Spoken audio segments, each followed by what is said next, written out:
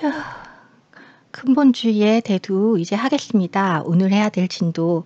제가 왜 이렇게 숨을 몰아쉬고 있냐면요. 제가 벌써 지금 NG를 몇 번째 냈는지 몰라요. 어, 첫 번째 글 일신교의 유행을 하지도 않고 제목 설명만 하고 넘어가려고 하면서 지금 몇 번째 말이 꼬여 가지고 끊고 다시 찍고 다시 찍고를 반복하고 있는데, 이게 종교라는 것이 그만큼 이야기하기 까다로운 것이라서 어쩔 수 없는 것 같습니다. 우리 근본주의의 대두라는 챕터는 80쪽 81쪽에 거쳐서 다른 모든 장들이 그렇듯이 나오는 세 개의 글을 간략하게만 소개를 하고 있어요. 그래서 제가 이 종교 얘기의 버거움을 떨치고자 첫 번째 글은 하지도 않을 거지만, 그래도 중요하기 때문에 짚고 넘어만 간다고. 자, 81쪽에 보면은 381쪽이죠. 일신교의 유행이라는 그 문장 위에 다 그 빨간 굵은 나 이제 머리가 이제 아예 안 돌아가. 굵은 글씨 위에 기독교, 이슬람교, 유대교 세 개의 종교가 나와요. 자, 이 세 개의 종교가 전 세계에 퍼져 있는 대표적인 일신교에 해당합니다. 그래서 다신교 같은 경우는 신이 여러 명. 네, 그래서 자기가 아플 때는 이 신, 돈 벌고 싶으면 이 신, 막 이렇게 그것을 모아 뭉쳐서 종합할 수 있는, 우리나라에 다신교가 그렇게는 많지 않기 때문에 좀 이해가 안 되실 수 있는데, 제가 인도 여행 갔을 때 릭샤를 탔더니 거기 기사 아저씨가 신 카드를 착착착착 붙여놨는데, 무슨 꼬마아이들이 딱지 모으 무슨 포켓몬에서 뭐 이렇게 몬스터 모으듯이 다양한 신은 많으면 많을수록 좋아. 예. 그래서 자기가 유난히 더 좋아하는 신도 있고 덜 좋아하는 신도 있지만 다 신인 거예요. 막 그래 가지고 그렇게 운전하고 계셔서 보고 '아 신선하다.'라고 생각을 했었고, 또 제가 의외로 발리우드 영화 팬입니다. 그 막 허무맹랑한 스토리에 단체로 나와서 떼춤 추고 이러는 거 병맛인데 진짜 마음에 들어요. 그래 가지고 그 인도의 그 특유한 이상한 춤을 되게 좋아하는데, 그 대표적인 발리우드 영화 중에 옴 산티 옴이라는 영화가 있었어요. 그 영화에 나오는 남자 주인공 옴도 이렇게 큰 목걸이를 하나 하고 다니는데, 그 목걸이는 힌두교의 옴 글자와 또 이 십자가와 이슬람교의 초승달과 별이 이렇게 뭉쳐져 있는 펜던트예요. 그것만 보더라도 누군가는 그렇게 신을 막 섞어 버리는 것에 아무런 불편함을 안 느끼는 사람도 있습니다. 근데 여기 언급된 기독교, 이슬람교, 유대교 같은 경우는 일신교이기 때문에 나 외에 신을 믿지 말라가 이제 교리이기 때문에 자기 신이 유일하고 완벽하고 최고다라고 생각을 하는 그 신념에 기반을 하고요. 그리고 그 신념을 위하여 순교도 할 수 있고, 네, 그런 가치관을 갖고 있기 때문에 일단 우리가 오늘 주제어로 삼는 근본주의는 이제 그런 절대적이고 유일한 하나의 믿음, 네, 하나의 옳은 믿음, 이런 거에과 당연히 개념적으로 연관이 되어 있습니다. 그래서 제가 오랜만에, 아주 오랜만에, 네, 우리 깍대기. 제가 자꾸 깍대기라고 부르는데 이름은 클립보드입니다. 오랜만에 여기다 글씨를 썼네요. 네, 근본 펀더멘탈에다가 이즘을 붙인 거죠. 네, 그래서 이게 바로 근본주의가 되겠습니다. 그래서 이 근본주의라는 것을 논할 때 가장 그 기원은 바로 이 일신교적인 이 생각 자체로 거슬러 올라가기 때문에 당연히 이 종교들에 대한 이야기를 하게 됐고요. 제가 만약에 우리 현대미술의 쟁점이 석사 대학원 수업이나 이렇게 심화가 만약에 있다 치면, 네, 심화라는 게 가능하다면은 또 소수가 얼굴 보고 편하게 이야기를 할 수 있는 분위기다고 하면 일신교에 대해서도 한번 해 보고 싶습니다만, 일단 학부의 이 동영상 수업에서는 종교는 건드리지 않도록 하겠습니다. 그러나 실은 해야 하는 중요한 부분입니다. 우리가 코로나에 신천지가 한번 빵 터지면서 "신천지 이단이다."라는 말을 무신론자들은 어떻게 받아들이느냐, 이것도 사회적인 토론 대상이나 합의 대상이 되지 않았고 어물쩍 또 넘어갑니다. 근데 자, 원래는 그 기독교 안에 구교, 신교도 처음에 개신교가 등장했을 때는 이단 취급을 받았다는 역사가 분명히 있는 거죠. 그래서 과연 그걸 가르는 기준은 무엇이냐? 네. 그것을 가르는 기준을 만든 사람은 누구였고 무슨 자격으로 만들고 있는가? 이런 문제도 사실은 관심 있게 들여다볼 수 있는 부분인데 아 과연 그것을 우리가 지금 수업 시간에는 네 못하는 걸로 하겠습니다. 자, 우리 오늘 두 번째, 세 번째 글 한댔는데 세 번째 글이 파키스탄 미술 이야기를 하면서 제목이 최전선에서예요. 409쪽에 나온 최전선에서를 이제 영어 제목은 On the Front Line인데 네. 우리 작가들은 어떤 이러한 정치, 사회, 경제, 문화의 다양한 그런 갈등의 최전선에 서기도 합니다. 특히 동시대 미술에서는 바로 그 지점이 많은 작품의 주제입니다. 그래서 이 글만 본다 하더라도 410쪽 한번 보실래요? 410쪽 보면은 두 번째 문단에 이것이 파키스탄 사회에서 실제 삶의 모습이다. 지금도 그렇고 역사적으로도 그렇다. 그러나 파키스탄이 독립하던 당시만 해도 작가들은 자국의 문화나 정치에 참여하지 않았다. 오히려 많은 작가가 유럽에서 건너온 회화 양식, 이른바 큐비즘을 받아들여 정물화와 풍경화, 초상화 같은 구태의연한 이미지들을 만들고 있었다. 상당수의 작가가 정치성을 띤 작품을 하게 된 것은 불과 최근 20년간의 일이다. 이 20년간이 여러분이 살아온 20년간입니다, 여러분. 네. 그래서 여러분은 당연히 동시대 미술, 늦게 잡아도 89년인 그 미술 세대 안에 있기 때문에 그 옛날은 진짜 옛날이 될 텐데요. 이것은 우리나라에도 사실 거의 비슷합니다. 파키스탄 독립을 제가 알고 있을 리가 없기 때문에 검색을 해보았더니 1947년 8월이에요. 우리나라가 1945년 8월을 잡고 있으니 우리와 비슷한 시기에 독립을 한 국가고요. 그러면 40년대, 50년대, 60년대까지만 하더라도 한국 미술 또한 마찬가지입니다. 그래서 정치에 대해 직접적인 발언을 하는 그러한 예술들은 오히려 우리보다는 북한 쪽으로 월북했을 가능성이 진짜 높고요. 네, 아르코 미술관의 남하연 작가가 다루고 있는 최승희라는 무용가도 자기 의사에 의하여 자기가 선택하여 그 당시에 굉장히 정치적으로 혼란한 해방 공간에서 북으로 가기를 선택했습니다.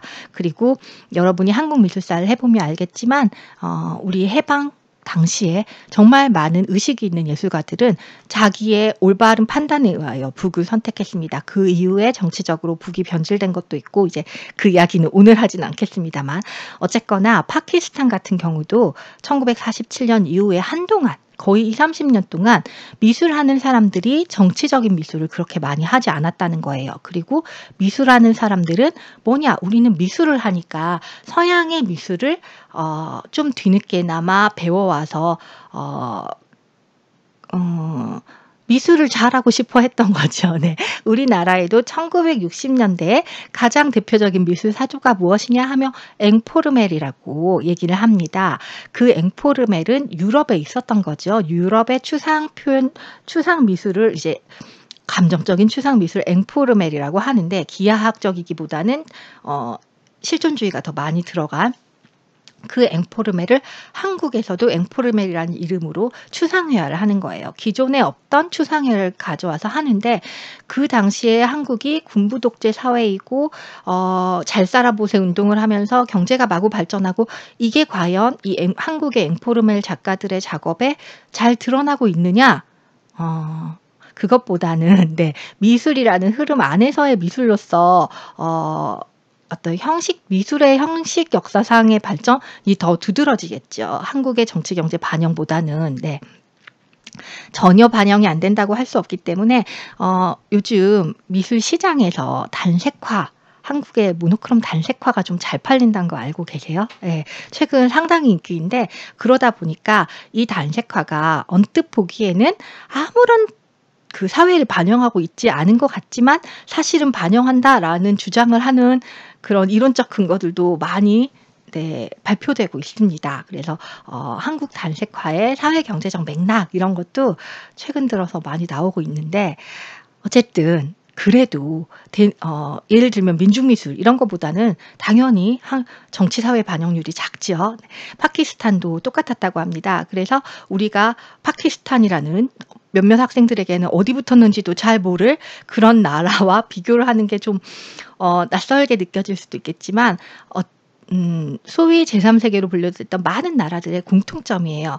오히려 정치가 너무 격변하고 힘들던 시기에, 그리고 국력이 굉장히 약했던 그 시기에 미술 작가들은 사회에서 한 발짝 떨어져서 미술 자체의 미술이라는 어떤 보호막을 필요로 하는, 나는 그렇게까지 사회 참여적이지 않고 나는 정치인이 아니니까 그건 모르고 나는 그냥 그림을 잘 그릴래요 라는 태도를 유지하는 경우가 더 많았다는 역사적인 증거들이 많이 있습니다. 그래서 여담인데 이제 제 지인들 중에서 이제 나이가 있다 보니 주변에 어린 자녀들이 많아요. 그래서 애가 한 유치원, 초등학교 갈 정도 되면 당연히 미술학원에서 막 크레파스로 뭘 잔뜩 그려대죠.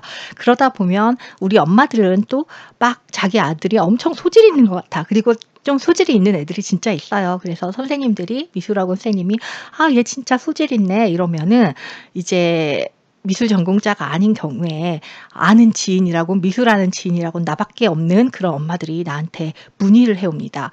"이것 봐, 이것 봐." 그러면서 막 이제 자기 애 작업을 막 보여주면서 "우리 애가 그림을 좀 잘 그리는 것 같은데 미술시키면 어떨까?" 막 이런 이야기를 해요. 아, 이미 제 표정이 좀 썩고 있죠. 네. 일단 그 엄마가 최근에 미술관에 가서 미술 전시를 본 적이 있는지에 대해서 '요즘 미술이 어떤지 알고 하는 말인가?' 뭐 이런 생각이 기본적으로 들어요. 그래서 왜 그 밥 벌어먹고 살기 힘든 작가를 시키려고 그러면, 몇 명은 집이 형편이 그래도 괜찮아서 애가 좋아하는 거라면 밀어 주고 싶은 의향도 있어. 우리 집이 그렇게 어렵진 않으니까 애가 소질 있고 잘하기만 한다면 시키고 싶어. 왜냐?" 이러면서 "얘가 사회생활하면서 조직의 압박을 받고 막 세상에 너무 치이는 게 싫어. 그래서 우리 애가 어 깨끗하고 순수한 마음으로 죽을 때까지 행복하게 살기 위해서 자기가 그리는 그림을 그리면서 행복할 수 있다면 엄마 아빠가 열심히 노력해서 한번 밀어봐 줄 생각도 있어." 그런 말을 들으면 저는 아이고. 네. 우리 동시대 미술의 상당 부분은 이 파키스탄 글의 제목처럼 사실 최전선에 있습니다. 그래서 그 누구보다도 정치 문제, 경제 문제, 막 다양한, 남들은 머리 꼴찌가 아파서 생각하고 싶지도 않아 하는 문제에 자기의 몸을 던져서 그것을 가장 치열하게 온몸의 세포 하나하나까지 손톱 발톱 끝까지 고민하는 작가들이 지금 동시대 현대미술관을 가득 채우고 있다라는 사실을 과연 그 엄마는 모르겠지. 네. 그래서 어리둘러기 이렇게 막 설명을 합니다마는, 이 파키스탄 글의 맨 마지막 쪽을 볼게요. 418쪽 보면은 파키스탄에서 1990년대 이후로는 아주 정치색이 강한 작가들이 활동을 많이 하고 있고, 특히 9.11 이후에 그 9.11과 그 9.11 이후에 미국이 이슬람을 탄압했던 어떤 그런 역사, 과도하게 탄압했던 그런 역사들이 이슬람권의 작가들에게 끼친 영향을 부인할 수가 없다. 그리고 마지막 문장이 이거예요. 이 파키스탄 작가들은 자신도 모르는 사이에, 그리고 자신의 욕망과도 관계없이 최전선에 서 있는 자신들을 보게 됐다. 최전선에서 그들은 계속해서 작업하면서 사람들이 생각하게 하는 예술 작품을 생산할 것이다 라는 거예요. 최전선에 쓴 많은 사람들이 자기가 최전선에 서야지라고 어렸을 때부터 맘먹고 최전선에 선 게 아닙니다.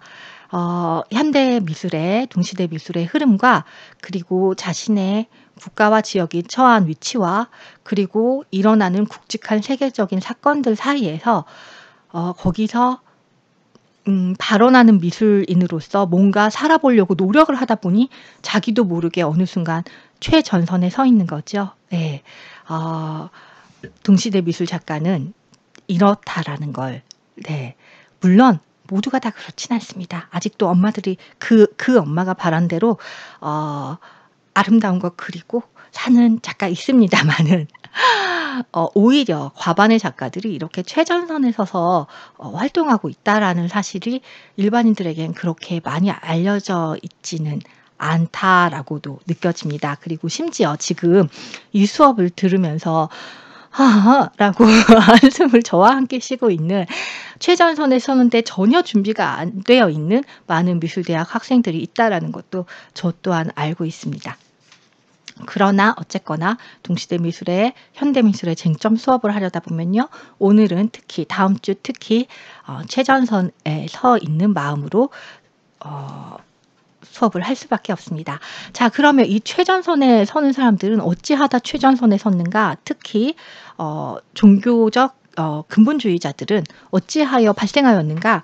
우리 교재의 416쪽을 볼게요. 거기 보면 모신 하미드의 소설 주저하는 근본주의자라는 소설이 나오고, 그리고 다음 문단 들어보면 2010년도 뉴욕 타임스 스퀘어 폭탄 테러 미수자가 이 소설에 나온 사람과 성장 배경 그리고 살아온 삶의 굴곡이 굉장히 비슷하다라는 이유로 이렇게 엮어서 두 개가 이야기가 되어 있는데, 어떤 사람이냐 하면은 아랍계 미국인인 거죠. 그래서 파키스탄 출신이지만 아이비리그를 졸업하고 미국의 금융에 뛰어들어서 거기서 자기 능력을 실컷 발휘하면서 돈을 막 벌고 이랬던 사람인 거예요. 그런데 9.11 이후로 사회의 분위기가 굉장히 달라지면서 파키스탄 출신이고 이슬람교도라는 이유만으로 차별을 당한다고 할까요? 네, 자기의 근원적인 고칠 수 없는 이미 타고난 그 자체가 위협을 받는다는 걸 느낄 때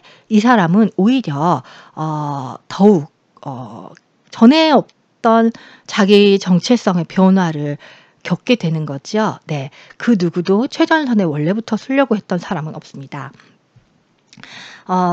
그 2010년 뉴욕 타임스퀘어 폭탄 테러 미수자도, 그러니까 위에는 소설에 나온 가상의 인물, 밑에는 실존 인물인데 굉장히 비슷하다는 거예요. 그래서 여기 보면 잠재적 테러리스트의 전형이라고 사람들이 생각하는 것은 종교적으로 보수적이며 제대로 교육받지 못한 가난한 사람들일 거라고 생각을 해요. 그러니까 모태신앙이라는 참 묘한 단어처럼 그냥 태어날 때부터 이슬람으로 태어나서 배운 건 이슬람밖에 없고, 그래서 그냥 그거밖에 몰라서 그 누군가의 조정에 의하여 윗사람이 너 이거 폭탄 메고 저기 가서 자살 테러를 하면 알라신께서 너를 굉장히 예뻐할 거야. 그러니까 해. 그러면 그거에 세뇌당해서 휘둘려서 그런 사람들이 이슬람 근본주의자일 것이다 라고 많이들 생각을 하지만 실질적으로 그렇지는 않다.